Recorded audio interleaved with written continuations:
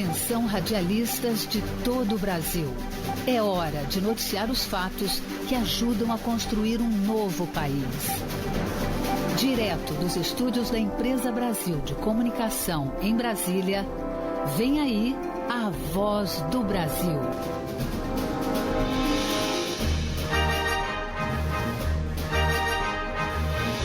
Em Brasília, 19 horas.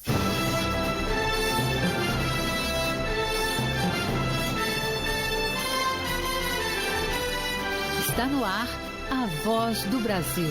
As notícias do governo federal que movimentaram o país no dia de hoje. Olá, boa noite. Boa noite para você que nos acompanha em todo o país. Quinta-feira, 20 de outubro de 2022. E vamos ao destaque de hoje. Todo dia é dia de combater o mosquito. Lançada a campanha para eliminar criadouros do inseto que causa dengue, zika e chikungunya. Luciana Colares de Holanda. No início do ano, até metade de outubro, o Brasil registrou um aumento de quase 185% no número de casos de dengue em comparação com o mesmo período do ano passado. E para dar mais detalhes da campanha, investimentos e ações, a entrevista do dia é com o ministro da Saúde, Marcelo Queiroga. Vamos falar também sobre vacinação e combate ao câncer de mama. Você também vai ouvir na Voz do Brasil. Dinheiro para ajudar trabalhadores a reconstruírem o que foi perdido nos alagamentos e enxurradas. Vamos dar um passo a passo para solicitar o saque calamidade do FGTS. Hoje, na apresentação da Voz do Brasil, eu, Gabriela Mendes e Mariana Jungmann. E assista a gente ao vivo pela internet, acesse voz.gov.br. Verão chegando, uma preocupação anual começa a surgir: o combate ao Aedes aegypti. O famoso mosquito da dengue se prolifera ainda mais no período mais quente e chuvoso do ano. Por isso, o Ministério da Saúde está lançando a campanha de combate a ele. E a gente fala sobre a situação epidemiológica das doenças que são transmitidas por esse vetor e também sobre outros temas de saúde pública, agora com o ministro da Saúde, Marcelo Queiroga. Boa noite, ministro. Boa noite. Ministro, foi lançada hoje a campanha nacional de combate ao mosquito Aedes aegypti. A dengue, que é a doença mais conhecida transmitida pelo mosquito, disparou esse ano. O que aconteceu? Que o Ministério atribui esse aumento de casos? Bom, é importante ter as famílias como aliadas do combate à dengue, justamente porque os reservatórios dos ovos do mosquito, eles se encontram nas casas, não é? Então tem que ter um empenho não só das autoridades sanitárias, mas também das famílias brasileiras no combate à dengue. Durante 2020 e 2021, né, nós vivemos a mais séria emergência de saúde pública de importância nacional, a Covid-19, e o vírus que circulava mais era o vírus da Covid. Sobretudo em 2020, tivemos muito poucos casos de dengue. Em 2021, nós voltamos a ter casos de dengue, até em estados, agora em 2022, estados como Santa Catarina, nós tivemos problemas sérios com dengue, Santa Catarina, o Espírito Santo. Então, sempre é oportuno que se faça um reforço em relação ao combate a dengue. Nós temos a área também de pesquisas, hoje o combate biológico, com a Volbach, que é uma linha de pesquisa desenvolvida com a Fundação Oswaldo Cruz. Enfim, é uma luta de todos os dias. O ministro, a dengue não é a única doença transmitida pelo Aedes aegypti, né? Quais são as outras e como é que está a situação epidemiológica? Dengue, chikungunya e zika, né? A dengue, claro que é a que tem mais relevância epidemiológica. Nós tivemos uma epidemia de zika no passado, com aquelas consequências, né, nas nossas crianças, microcefalia, etc. Chikungunya também gera problemas articulares, e essas doenças, além de poder levar ao óbito, elas também causam internações hospitalares que ocupam os nossos hospitais, criando congestionamento no sistema de saúde. Enfim, temos que continuar trabalhando para manter essa situação sob controle. E, ministro, o Ministério da Saúde trabalha também em parceria com secretarias estaduais, né, para combater o mosquito. Quais são essas ações mais estimuladas pelo Ministério? Esse é o SUS, né? O SUS é uma gestão tripartite, né? A União, o Estado e os municípios. Na ponta, quem atua são é justamente os municípios. O governo formula as políticas públicas, o governo aloca recursos, o componente federal do financiamento à saúde, e são essas ações que temos feito todos os anos, né? O forte combate ao mosquito, que é o transmissor dessa doença. Vamos relembrar, ministro, para o cidadão o que deve ser feito dentro de casa para combater o mosquito? Meu amigo, reservatório de água na sua casa, minha amiga, sobretudo as donas de casa, vocês têm que retirar. Pneu com água dentro, não é? Tudo que tem reservatório que possa o mosquito proliferar, temos que combater isso com muito rigor. E não precisa ser muita água, né, ministro? Não. Quem tem pneu e terreno vazio tem que tirar esses reservatórios. Porque quem sofre a consequência somos nós mesmos, é a sociedade como um todo. Agora, ministro, outra campanha que ainda está em curso é a de multivacinação. Como é que está o andamento e quem é o público-alvo? Bom, a campanha, sobretudo as nossas crianças, né, que precisam de vacina contra sarampo, contra rubéola, a vacina da poliomielite, que ainda está em curso, apesar da campanha ter se encerrado em 30 de setembro, todos os dias as vacinas estão disponíveis e a cobertura vacinal ainda não foi atingida. Somente 2 estados atingiram essa cobertura. O nosso estado da Paraíba, Gabi, e o estado do Amapá está avançando para conseguir a cobertura vacinal. Então, se a Paraíba e o Amapá estão conseguindo, por que os outros não conseguem também? Então, vacinar as crianças com a vacina da polio, com a vacina do sarampo e as outras vacinas que estão disponíveis no Programa Nacional de Imunizações. Ministro, e eventualmente as pessoas podem ter dúvidas em relação à vacina, como, por exemplo, idade mínima, idade máxima, alergias, reações, enfim, esse tipo de dúvida que às vezes leva as pessoas a não irem vacinar. Onde as pessoas podem procurar informação segura sobre essas questões? Bom, no site do Ministério da Saúde tem todas essas informações. Mas o Sistema Único de Saúde, através das unidades básicas de saúde, há todas as informações para a sociedade, com o calendário vacinal completo, né? Então, é uma das políticas públicas de saúde mais importantes, que é justamente a política de vacinação. São 22 vacinas disponíveis pelo Programa Nacional de Imunização. Ministro, agora a gente vai mudar um pouquinho de assunto. Nós estamos no mês de outubro, mês de alerta sobre o câncer de mama e câncer de colo de útero, que são 2 das doenças que mais matam mulheres no Brasil. Quais são os sinais de alerta para uma mulher em relação a essas doenças? Na realidade, o Outubro Rosa é especificamente em relação ao câncer de mama, né? Câncer de mama é um problema de saúde pública e a principal causa de óbitos nas mulheres mais jovens, até uma determinada faixa etária, é o câncer de mama a principal causa de óbitos. É um assassino de mulheres. Então, nós temos hoje como prevenir o câncer de mama e como diagnosticar precoce, tratar, e quando é tratado na fase inicial, essa doença cura, somente com o tratamento cirúrgico, às vezes sem necessidade de tratamentos complementares. E o diagnóstico começa pelo próprio conhecimento da mulher do seu corpo, né? Ela faz o exame, né? Não é só aquele autoexame, tem que ter um autoconhecimento mesmo, saber que está acontecendo alguma coisa diferente na sua mama, reconhecer, por exemplo, um nódulo que apareceu e, dentro desse contexto, procurar a unidade básica de saúde no âmbito da política do SUS, que, se houver alguma suspeita maior, o médico especializado dentro da própria política do Sistema Único de Saúde. E nós temos o rastreamento do câncer de mama, que é feito com a mamografia. Agora, ministro, independentemente da mulher ter algum sintoma, é muito importante que elas realizem anualmente todos os exames preventivos, os exames ginecológicos, né? E tudo isso as mulheres conseguem fazer pelo SUS, né? Com certeza. O rastreamento do câncer de mama é feito com a mamografia e a idade é de 50 a 69 anos.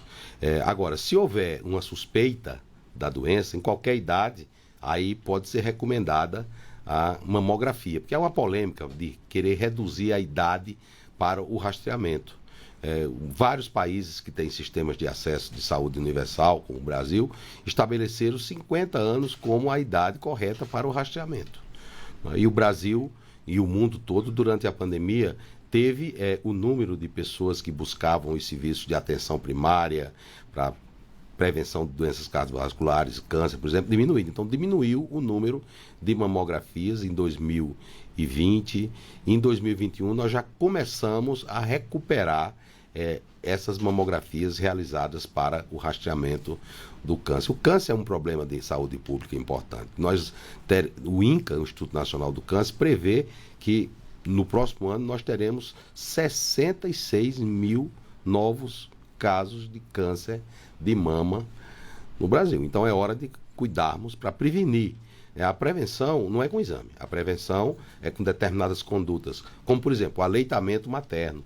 As mulheres que amamentam têm menor risco de câncer de mama. A obesidade é um fator de risco para o câncer de mama. Então, perder peso, fazer atividade física é algo que vai diminuir a incidência do câncer de mama. O alcoolismo pode levar ao câncer de mama. Então, a prevenção do câncer de mama começa na atenção básica à saúde.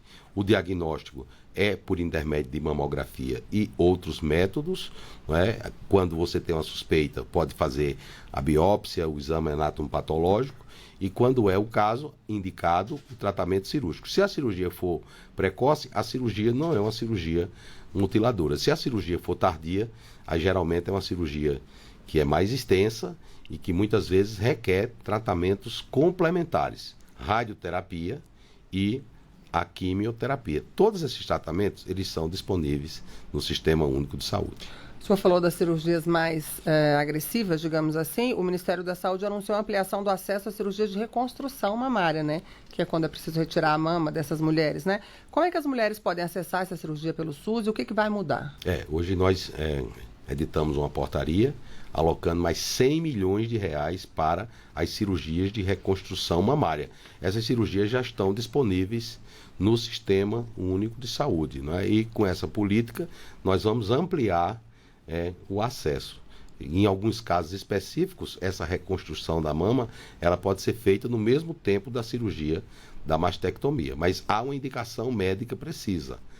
Tem que haver a certeza que essa reconstrução da mama não vai colocar em risco a terapia oncológica. E as ações do sistema de saúde, elas são em todos os ramos. Por exemplo, na incorporação de novos medicamentos. Esse ano, recentemente, nós incorporamos uma medicação chamada trastuzumab etancina, que é para usar em determinados tipos de câncer de mama avançado. Agora, ministro, também foi firmada uma parceria, né, do Ministério da Saúde com a Caixa Econômica Federal para divulgar orientações em relação ao câncer de mama no aplicativo Caixa Tem. Isso atinge especialmente as mulheres mais pobres, que são as que mais dependem do SUS, né? O objetivo é atingir as mulheres de todas as formas, não é? Pode ser através de ações publicitárias, mas nós sabemos que as mulheres, principalmente as mais vulneráveis, elas participam do programa Auxílio Brasil. A maior parte do auxílio é a mulher que recebe. Então, quando ela vai à Caixa Econômica, nos seus meios digitais, buscar informações sobre o Auxílio Brasil, ela vai encontrar informações também sobre a prevenção do câncer de mama, sobre o diagnóstico precoce, sobre o chamamento para fazer o exame da mamografia de rastreamento, que está baixo. Nós realizamos a mamografia de rastreamento do câncer de mama, que é entre 50 e 69 anos, quero frisar, em aproximadamente 60% das mulheres. A meta é fazer em todas, né? Então, quando vai ao aplicativo da Caixa, vai encontrar lá. Você fez a mamografia, porque é a cada 2 anos, tá? Não precisa fazer todo ano, não. Você já fez a sua mamografia, e aí vai chamar uma mulher para fazer a mamografia, e com isso nós conseguimos diagnosticar mais precocemente essa doença. Uma união de forças, né, ministro? Claro, uma união de forças. A Caixa Econômica é o maior banco social. Vocês falaram sobre o câncer do colo do útero, claro que é importante. O câncer do colo do útero, você tem uma prevalência maior na região norte. E nós começamos a prevenir o câncer do colo do útero, sabe onde? Na Unidade Básica de Saúde, com a vacina do HPV, que recentemente foi liberada também para os meninos, não é?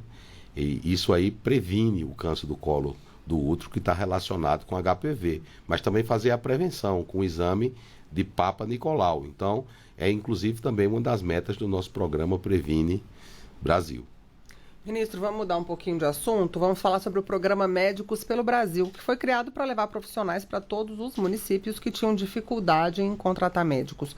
Qual avaliação é possível fazer dos resultados do programa? Bom, é sempre um desafio levar médicos e profissionais de saúde para as áreas remotas do Brasil. O programa Médicos pelo Brasil, ele muda a concepção porque há uma carreira para esse médico. Esse médico tem um vínculo, não é um contrato por 3 anos. Ele tem um vínculo, ele pode ter um salário que começa de 15 mil e pode atingir até 38 mil reais, de acordo com o estágio da carreira e com a região que ele trabalha, por exemplo, na saúde indígena, né? Então, nos próximos 2 anos vai haver uma convivência entre o programa anterior, que era o Mais Médicos, com o programa Médicos pelo Brasil. Mas até o final do ano, cerca de 4 mil médicos do programa Médicos pelo Brasil já estarão trabalhando nas unidades básicas de saúde, né? A avaliação do programa, políticas de prevenção primária, os resultados não surgem a curto prazo. Nós só vamos avaliar lá na frente. Isso se traduz em quê? O controle da hipertensão arterial, o controle do diabetes, que por sua vez se traduz em redução da mortalidade cardiovascular. Então, ter profissionais de saúde na ponta qualificados, que não é só o médico, é o médico, o enfermeiro, o próprio agente comunitário de saúde. Exames ginecológicos, como a gente acabou de mencionar, né, ministro? Sim, também. O exame para prevenção do câncer do colo do útero, não é? Então, isso faz parte do cuidado da atenção básica. Quanto mais eficiente for a atenção básica, menor necessidade de atenção especializada à saúde.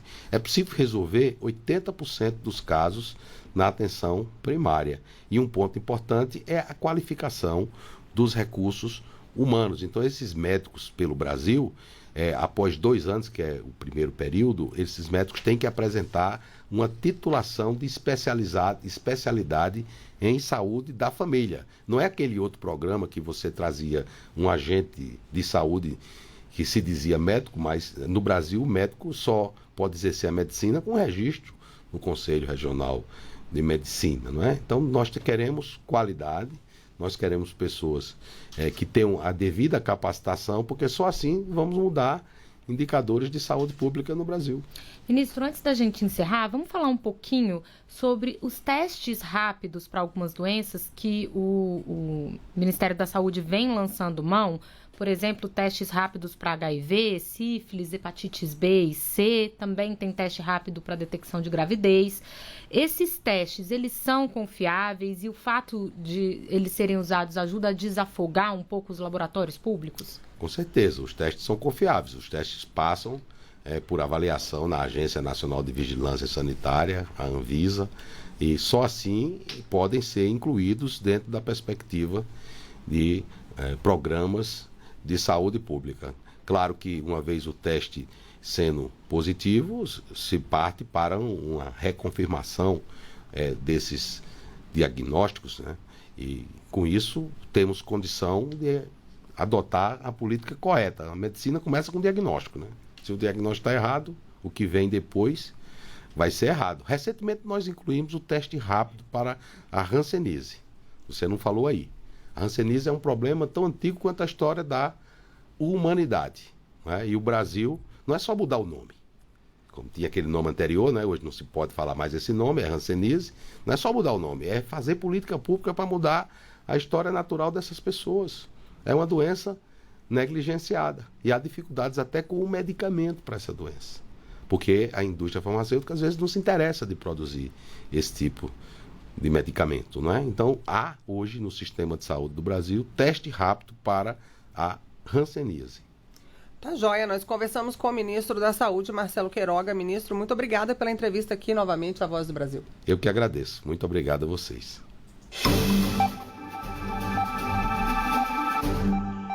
E como falamos no início da entrevista com o ministro da Saúde, os casos de dengue cresceram este ano. E para dar mais detalhes da campanha de combate aos criadouros do mosquito, que também causa a zika e a chikungunya, a gente preparou uma reportagem. Vamos ouvir. Evitar água parada em recipientes, colocar areia nos vasos de planta e cobrir caixas d'água. Essas são algumas iniciativas básicas para combater o Aedes aegypti, mosquito que transmite a dengue, zika e chikungunya. E o governo pretende reforçar a necessidade dessas medidas para a população, porque a incidência de casos preocupa. Do início do ano até metade de outubro, o Brasil registrou aumento de quase 185% no número de casos de dengue em comparação com o mesmo período do ano passado. Já são 1.300.000 casos este ano, contra 478.000 em 2021. O secretário de Vigilância em Saúde do Ministério da Saúde, Arnaldo Medeiros, explica que esse aumento é generalizado. Todas as regiões apresentaram um aumento, está mais focado na região central do Brasil, no centro-oeste, no lado mais oeste da região sul. Os casos de chikungunya também aumentaram cerca de 87% no período. De acordo com o Ministério, alguns fatores influenciaram a circulação maior dessas doenças, como as condições ambientais, o grande número de pessoas suscetíveis e a mudança na dinâmica de circulação viral. E diante da alta de casos, o governo federal lançou nesta quinta-feira uma campanha nacional de conscientização sobre o assunto. Dia de futebol e dia de ficar bonito, também é dia de bater mosquito, dia de pedalar, dia de fogo de serviço, também é dia de combater mosquito. Além da campanha, o Ministério da Saúde investe de forma permanente em ações de combate ao Aedes aegypti, como o envio regular de inseticidas e larvicidas para estados e municípios, além do fortalecimento das pesquisas, novas tecnologias e inovações para vigilância e controle. Os sintomas da dengue, chikungunya e zika são parecidos: febre, dores de cabeça, no corpo e articulações, vômitos, náuseas e dores abdominais. A orientação do Ministério da Saúde é procurar uma unidade de saúde assim que surgirem os primeiros sintomas. Reportagem Luciana Colares de Holanda. Trabalhadores de cidades afetadas por desastres naturais podem contar com um dinheiro para auxiliar a reconstruir o que foi perdido em um alagamento ou enxurrada, por exemplo. É o saque calamidade do FGTS. De acordo com a Caixa Econômica, esse ano, pelo menos 180 municípios foram habilitados com saque FGTS por motivo de calamidade. Um dos beneficiados pela medida foi Rafael Egídio, morador de Petrópolis, no Rio de Janeiro. No início do ano, a cidade passou pela pior enchente dos últimos 10 anos. Ele contou que a forte chuva causou medo e trouxe prejuízos financeiros. E o dinheiro do FGTS ajudou nas contas de casa. Ajudou na parte financeira, que é para pagar as contas, né, que a gente precisava, comprar algumas coisas para casa também, né? Ainda mais porque a gente não sabia como é que era o fluxo, como é que a gente se estabilizar nesse período que aconteceu para todos nós. O saque do FGTS só é liberado quando a situação de emergência ou estado de calamidade pública tenha sido decretado pelo governo municipal ou estadual e reconhecido por meio de portaria do Ministério do Desenvolvimento Regional. Se o município estiver habilitado, o morador pode solicitar a retirada por meio do aplicativo FGTS, como explicou Felipe Cruzeiro, vice-presidente, agente operador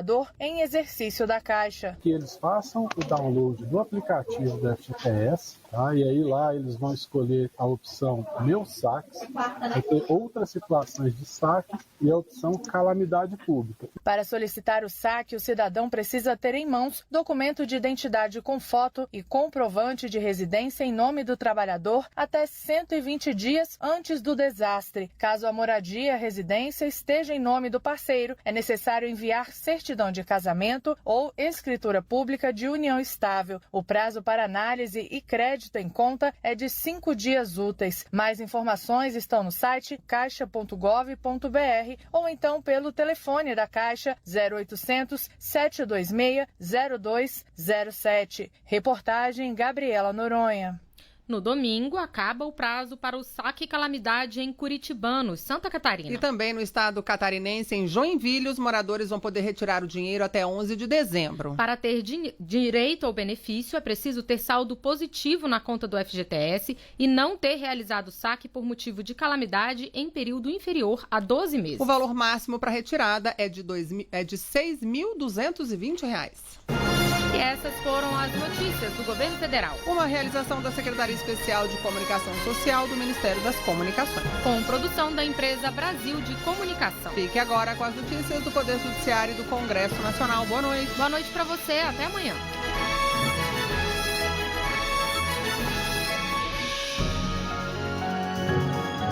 A Voz do Brasil. Governo Federal.